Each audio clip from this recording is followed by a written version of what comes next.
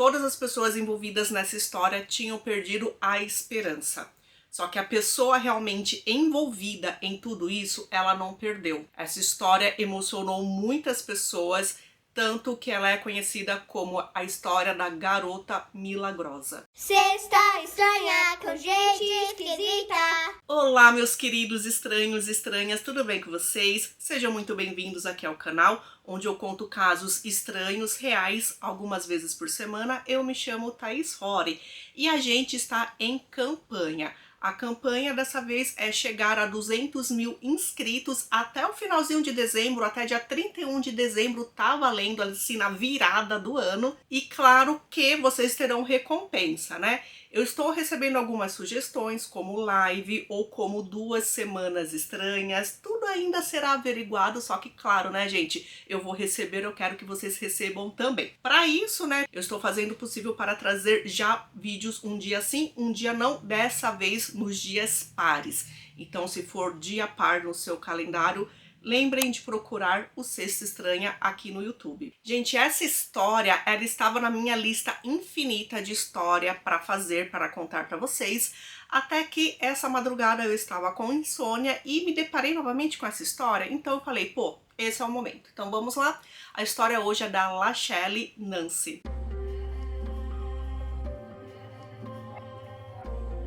Lachelle Nancy nasceu dia 10 de julho de 1996 nos Estados Unidos. A mãe dela se chama Michelle e ela tinha 22 anos quando a bebê nasceu. Lachelle era aquele tipo de criança que já se destacava. Ela era bonita, engraçada, simpática e super inteligente. Falaram também que ela era precoce. Ela tinha, gente, o meu sonho de princesa, que é ter memória fotográfica. Então, assim, se ela via um negócio, uma pessoa, qualquer coisa, uma única vez, ela já lembrava daquilo. Era o suficiente para ela lembrar daquilo sempre. Você não queria ter uma memória dessa? Eu queria.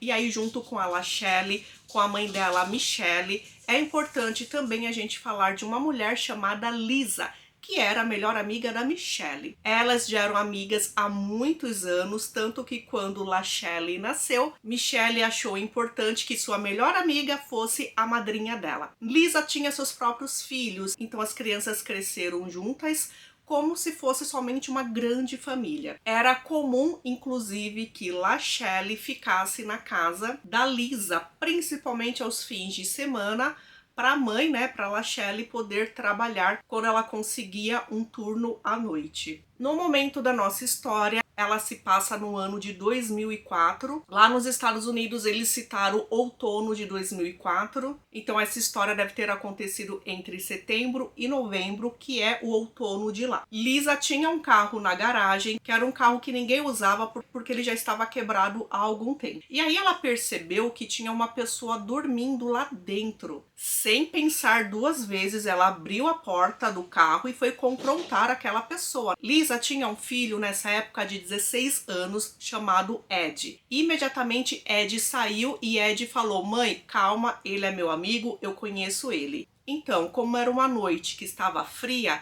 e era amigo adolescente do filho dela, ela convidou o rapaz para entrar dentro de casa. Esse rapaz se chamava Milagro Cunningham. Milagro, né, gente? Bem parecido com milagre, foi o que eu lembrei. E ele tinha 16 anos de idade, a mesma idade do filho dela. Entrando na casa, ela começou a conversar com o rapaz e ela descobriu a história dele. Ele nasceu no Bahamas no dia 30 de março de 1988, e a mãe dele era uma usuária de substâncias ilícitas. Na época que ele nasceu, ela lutava contra esse vício, e Milagro foi uma criança com problemas comportamentais durante a vida toda. Quando ele fez 15 anos de idade, a mãe dele disse que não tinha mais condições de cuidar dele, estava complicado.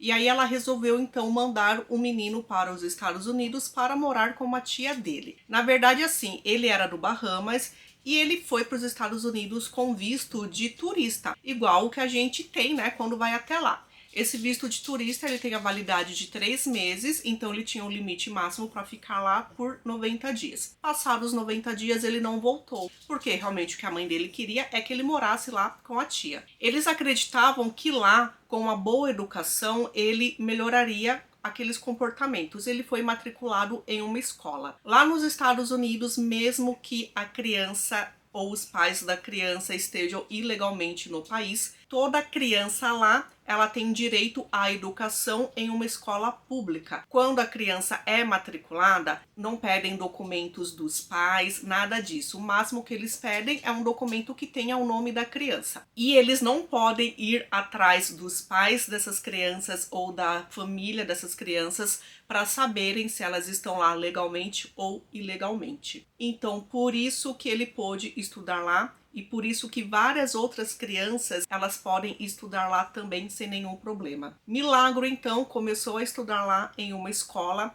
A sorte, né, gente, é que lá em Bahamas eles também falam inglês. Então imagina esse adolescente lá em outro país, sem nem saber a língua, né? Não foi o caso.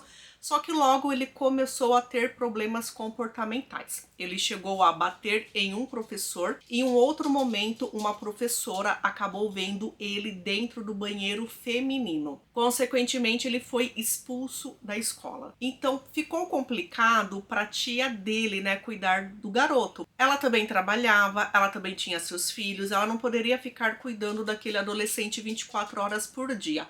O tempo que ele estava na escola, pelo menos era o tempo, né, que ela ficava despreocupada. Gente, ele ficou na escola apenas um mês. Esse foi o tempo que ele conseguiu ficar lá sem ser expulso. Depois disso, ele entrou para a vida do crime. Ele foi preso 3 vezes por roubo. E uma vez ele foi preso por jogar pedra em um carro. Como ele era menor de idade, o caso dele era tratado sempre pela justiça juvenil.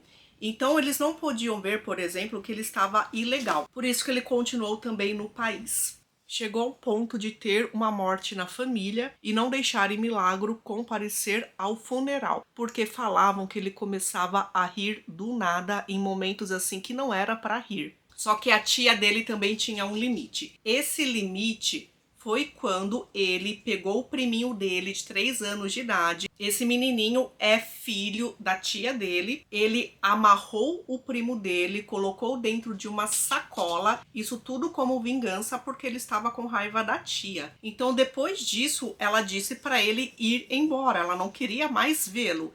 E aí, Milagro realmente acabou acatando isso e foi embora da casa dela e ela nunca mais teve contato. Então acredita-se que ela falou isso da boca para fora, né? Porque dias depois do desaparecimento dele, ela foi até a polícia pedir ajuda porque o sobrinho estava desaparecido. Então o que Milagro fez foi ficar perambulando pela rua. Ele encontrava um sofá velho para dormir, ele dormia. Ou o que aconteceu, né, foi ele dormir dentro do carro também de algumas pessoas, né, como que ele fez no caso da Lisa, com o carro da Lisa. E nisso que ele ficava perambulando na rua, ele fez amizade com algumas pessoas da idade dele. Uma dessas pessoas foi o Ed, filho da Lisa. E aí ele ficava então na rua, sem ter para onde ir, jogando basquete e ficando com os outros garotos da idade dele. Então, quando ele contou a história dele para Lisa, ele não contou tudo, né?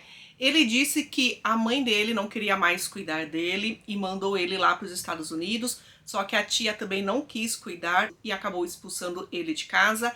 E ele não ia para a escola porque ele não tinha documentos, porque ele estava ilegal no país, então ele não tinha direito, não poderia ir para a escola. É claro que muitas pessoas não sabem disso, né? Eu realmente também não sabia. Então, Lisa também não sabia disso, né? Não sabia realmente que ele tinha sido expulso, porque foi algo que ele não falou. E aí ela ficou com dó do rapaz e convidou ele para morar na casa dela, com a família, com os filhos, enfim. Na verdade, assim, ele não teve direito a nenhum quarto nem nada. O que ela fez por ele foi ele ficar dormindo no sofá ali quando a vida dele se resolvesse. Em contrapartida, a melhor amiga da Lisa, a Michelle, que é a mãe daquela menininha da Lachelle, ela ficou sabendo dessa história.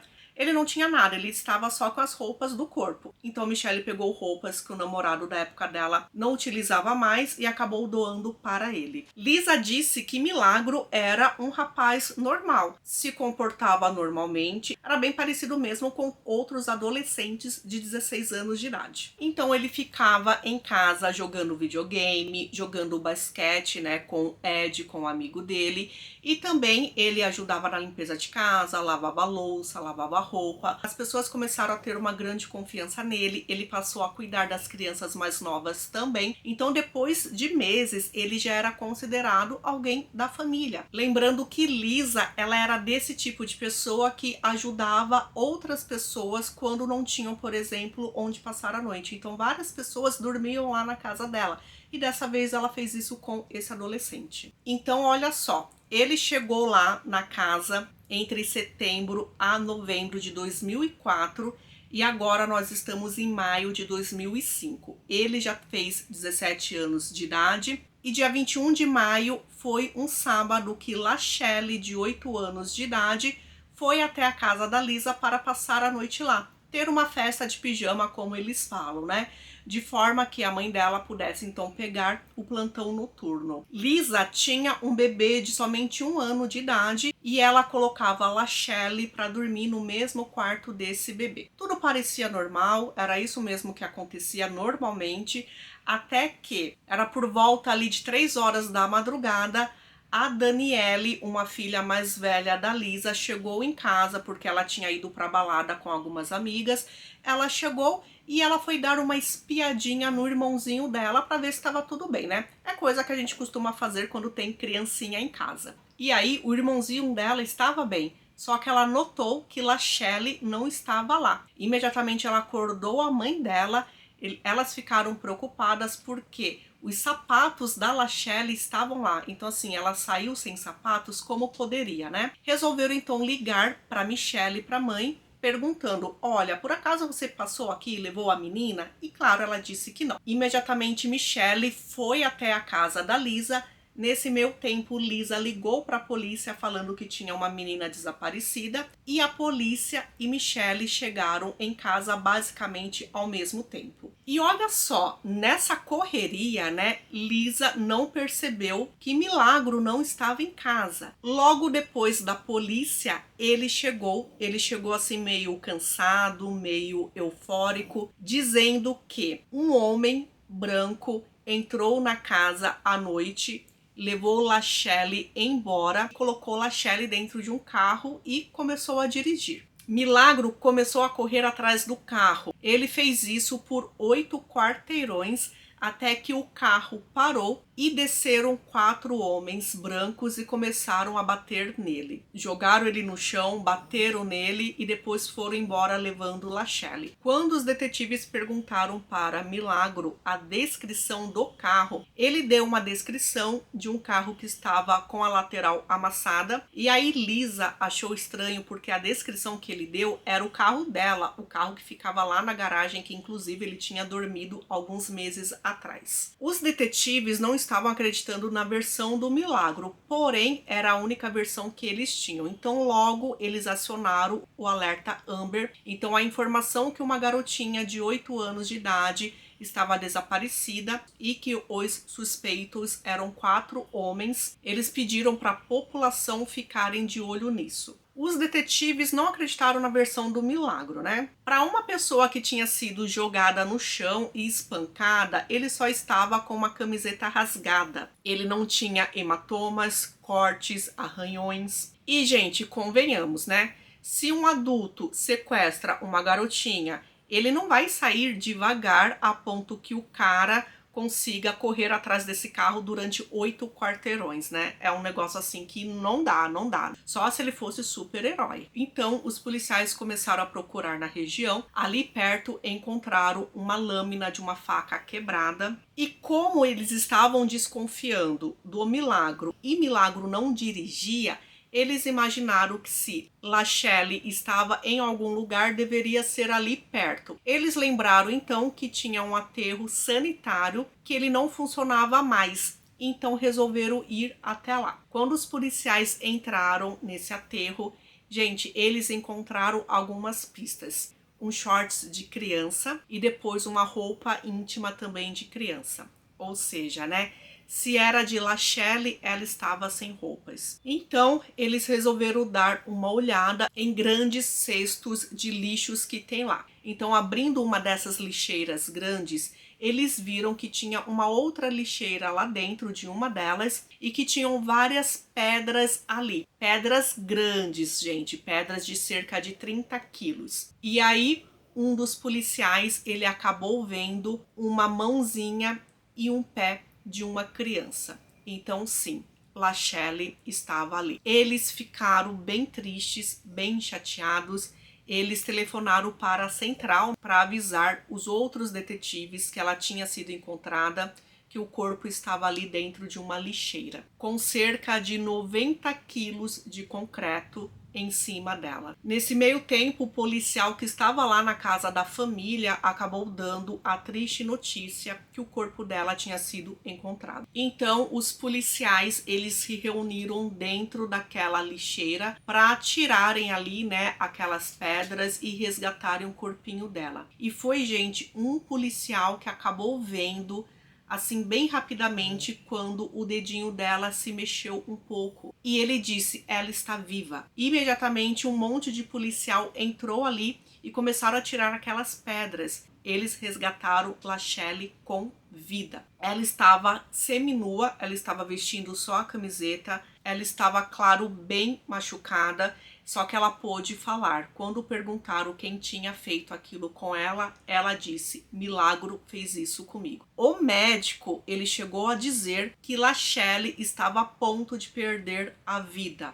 Se demorassem mais 10 a 20 minutos, ela não sobreviveria, porque esse seria o tempo que estava faltando para os órgãos dela entrarem em falência. Então, Lachelle criou coragem, falou com os policiais o que aconteceu, e isso o tempo todo a mãe estava ao lado dela. Ela disse que estava dormindo quando ela sentiu alguém tocando ela, e aí quando ela abriu os olhos, ela viu que era o Milagro. Ele disse para ela o acompanhar, que ele tinha uma coisa para mostrar para ela, e ela estava ali descalça. Quando eles saíram na rua, ele apontou a faca para ela, dizendo que se ela gritasse, ele tiraria a vida dela. E pediu então para que ela o acompanhasse. Ela obedeceu e descalça, gente, uma criancinha descalça, imagina, né, andar ali na rua, no concreto. Eles foram até o aterro sanitário. Entrando lá, ele começou a bater nela até que ela desmaiou. E foi nesse momento então que ele tirou uma parte das roupas dela e acabou abusando dela intimamente. Ela disse que acordou logo em seguida, ela começou a gritar e ele começou a sufocá-la. E ela disse então que nesse momento que estava sendo estrangulada, ela teve uma ideia de se fingir de morta. Logo em seguida, apesar da dor, enfim, de todo o sofrimento, ela conseguiu fechar os olhos e tentar fingir que não respirava. E deu certo. Ele soltou o pescoço dela, ele colocou ela no ombro dele, caminhou um pouco e acabou jogando ela dentro daquela lixeira. Gente, ele colocou ela de cabeça para baixo, de forma assim que ela ficasse, né, com a sujeira, com os entulhos, e depois foi levando as pedras e jogando em cima dela. Lachelle lembra que enquanto ele jogava as pedras nela, ele ria. Ele ria e às vezes ele pedia desculpa, então ele alternava em rir e pedir desculpa. Milagro foi preso naquele mesmo dia. Ela ficou 8 horas naquele estado antes de ter sido encontrada. E o que ela lembra, né, dos policiais tirando aquelas pedras, ela lembra de um policial que estava chorando muito. Ela não sabia o nome, né, desse policial, só que ela viu ele chorando e aquilo foi muito especial para ela. Ele foi preso e foi acusado de tentar tirar a vida de uma pessoa com menos de 12 anos, e isso é um agravante. Durante o tempo que foi passando, vários especialistas, psicólogos, psiquiatras avaliaram ele, porque apesar dele ter confessado o que ele fez, o advogado dele, fornecido pelo Estado, queria alegar insanidade. Então, de acordo com alguns especialistas, ele tinha a mente de um garoto, de uma criança de 7 até 9 anos de idade. E que o fato da mãe dele ter sido usuária de drogas enquanto estava grávida, isso afetou totalmente Milagro. Então ele foi levado em um centro de reabilitação e anos depois, finalmente, em 2009, o julgamento aconteceria. Eles acreditavam que ele estava apto a ser julgado. Convenhamos, né, gente? Se ele tinha o raciocínio de uma criança de 7 a 9 anos de idade, ele seria tão maldoso a esse ponto, a ponto de tirar uma criança, levar em um local vazio, abandonado, fazer aquilo com ela e depois jogar pedras e pedras e pedras em cima, sabendo que assim ela morreria? Isso para mim não é um raciocínio de uma criança. Além do mais, ele sabia que a presa dele tinha que ser uma pessoa vulnerável, uma criança. Por que ele não tentou fazer alguma coisa com Daniele, que devia ter ali por volta de 18 a 20 anos de idade? Por que ele não fez nada com Lisa, que era uma adulta que acolheu ele dentro de casa? Então, em 2009, ele recebeu a sentença de 4 anos de prisão perpétua. Só que aí, gente, no ano seguinte, em 2010, o Supremo Tribunal lá dos Estados Unidos decidiu que uma pessoa com menos de 18 anos de idade, quando cometeu um crime, que esse crime não fosse tirar a vida de uma outra pessoa, né? Porque assim, ele tentou, só que ele não conseguiu, essa pessoa não poderia receber a prisão perpétua. E o juiz, aparentemente contra essa nova lei, acabou dando uma sentença de 70 anos para ele. Ou seja, passaria basicamente o resto da vida lá na prisão. Só que em 2016 anularam essa condenação porque acharam ela bem injusta, né? E nessa época descobriram que ele estava com problemas cardíacos e também com problemas renais. Tanto que ele passou a fazer diálise e ele recebeu um marca-passo. O que a mãe de Lachelle acha que isso na verdade é karma, né? Você colhe o que você planta. Em 2016, a própria Lachelle, ela foi na frente do juiz e ela explicou tudo o que ele fez com ela, dizendo que ele deveria pegar uma pena longa, né? Porque ele estragou a vida dela. Ela passou por vários tratamentos durante aqueles anos. Então, o juiz, acredito que para não correr o risco também de ter a pena anulada, igual aconteceu com aquela pena de 70 anos, acabou dando uma pena de 50 anos de prisão, porém iria debitar o tempo que ele já passou preso, ou seja, ele estava há 10 anos preso. Então, daqui a 40 anos, ele poderá ficar livre. O que muitas pessoas acreditam que ele não viverá até lá, porque, né, aos 27 anos, em 2016, ele já tinha um marca-passo e ele tem um grande problema renal. Então acreditam que ele não vai sobreviver. Gente, então só 12 anos depois do que aconteceu, Lachelle, aos 20 anos de idade, ela conseguiu ir até uma rede e contar a história dela. Ela se transformou numa linda mulher e claro que ela não consegue falar dessa história sem sentir toda aquela dor que ela sentiu na época que tudo aquilo aconteceu. Então ela até criou uma instituição sem fins lucrativos para ajudar também meninas que passaram por essa situação, realmente só para ter alguém para conversar. Antes de gravar esse vídeo para vocês, né, enquanto fazia o roteiro, eu procurei alguma informação da Lachelle nesse ano. Eu não encontrei nada recente dela. A última vez realmente foi em 2016, quando ela deu então uma entrevista, né, do que aconteceu com ela. E também um link que ia para o Facebook da instituição dela, da organização que ela criou, também está inativa. Então eu acredito que ela não tenha mais essa instituição. Em relação a Milagro, ele continua preso e está vivo.